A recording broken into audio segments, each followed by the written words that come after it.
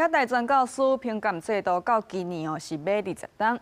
高教工会表示讲评鉴的制度是无控管，去互未少大专男三用。也评鉴的项目是有够济，煞甲追求学术一点都无关系。高教工会就呼吁讲，爱用专业发展支持系统来全面代替教师评鉴。 做到大学教师评鉴，违反大学应该要享有学术自由的上重要精神。高教工会理事长南华大学的教授周平对学校实施评鉴的第1年就全面抵制。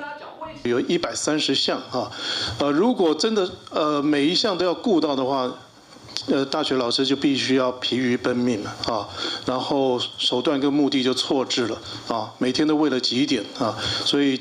教书的生涯就变成几点人生。学校和研究怎变做1点的人生？高教工会指出讲，这侪学校列入教学研究、辅导和服务的评鉴，唔那是济甲有够含，嘛有真侪无合理的所在，无款招生、无领超过时间的钱、仪器设备的少出收入，拢是评鉴的项目拢有积分。开单分部的调集人吴品尧，佮以服务学校做例，今年一评是考考老师。我们学校有要求老师要有那个。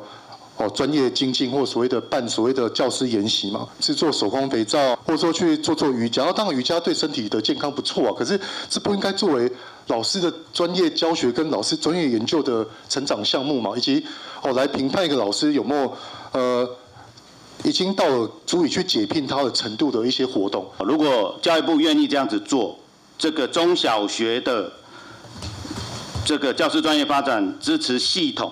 这样子的经验，如果能够取代教师评鉴制度，我觉得对台湾高教品质的提升，应该是会一个很正面的具体的作用。维护正常的教学和研究受到严重干扰。工会指出讲，大学法第21条规定讲，大学教师评鉴制度做教师升等续聘、长期聘任、停聘、无要续聘和奖励重要参考。